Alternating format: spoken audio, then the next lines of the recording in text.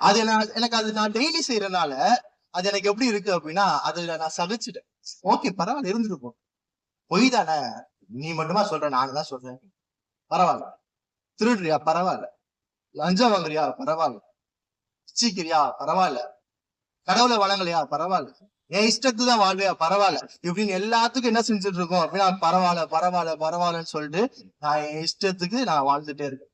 ஏன் இந்த பாவத்தை நம்ம சரியா பார்க்கணும் அப்படின்றதான் நான் பேச போறேன். ஏன் இந்த பாவத்தை நான் சரியான முறையில, இந்த பாவம் ரொம்ப மோசமானதுன்றதை நம்ம பார்க்கணும். ஏன்னா அப்பதான் இந்த பாவத்தை செய்யும் போது என்னோட இருதயத்துல தேவனுக்கு விரோதமாக பாவம் செய்கிறேன்னு சொல்லி இப்ப நம்ம பார்க்க போறதை எங்க இருந்து பார்க்க போறோம்னா, நீங்களும் நானும் கையில வச்சிருக்கிற இந்த வேதத்துல. இந்த வேதம் என்பது கடவுளுடைய வார்த்தை. இந்த வேதம் என்பது உண்மையானது. இந்த வேதத்துல ஒரு பொய்யும் இல்லை. பொய் இல்லாத கர்த்தருடைய உண்மையான வார்த்தையில இருந்து என்ன செய்ய போறோம், பார்க்க போறோம். அப்படி பார்க்கும்போது சங்கீதம் 51:4 சொல்லுது. என்ன சொல்லுது அப்படின்னா, தேவரீர் ஒருவருக்கு விரோதமாகவே நான் பாவம் செய்தேன். தாவீது ராஜா என்ன செஞ்சாருன்னா பாவம் செஞ்சார். தாவீது ராஜா பாவம் செஞ்சாரு. யாருக்கு விரோதமா பாவம் செஞ்சாரு அப்படின்னு பார்க்கும்போது, மனுஷனுக்கு விரோதமா, அடுத்து தன்னுடைய குடும்பத்துக்கு விரோதமா, தன்னுடைய தேசத்துக்கு விரோதமா பாவம் செஞ்சாரு.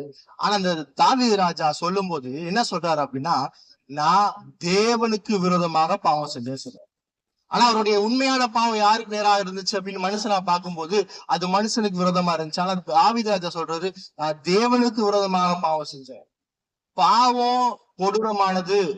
அல்லது நீங்களும் நானும் சொல்ற ஒரு பொய், நீங்களும் நானும் செய்யற ஒரு விபச்சாரம், ஒரு இச்சை, களவு கொடூரமானது அல்லது ரொம்ப மோசமானதுன்னு எப்ப புரியும் அப்படின்னா, நான் யாருக்கு விரோதமா பாவம் செய்யறேன் என்பதுலதான் என்ன செய்யும், புரியும்.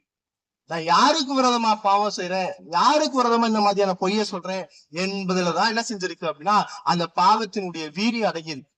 இப்ப நான் செய்யற ஒவ்வொரு பாவமும் வேதம் சொல்லுது, நீங்களும் நானும் செய்யற ஒவ்வொரு பாவமும், அது பொய்யினாலும் சரி, அது சின்ன பாவம்னாலும் சரி, பெரிய பாவம்னாலும் சரி, அங்கீகரிக்கப்பட்ட பாவம்னாலும் சரி, இந்த உலகத்தால் ஏற்றுக்கொள்ள முடியாத பாவம்னாலும் சரி, எதுனாலும் சரி, அது யாருக்கு விரோதமா பாவம் செய்யறனா, உங்களையும் என்னையும் படைத்த தேவனுக்கு விரோதமானது.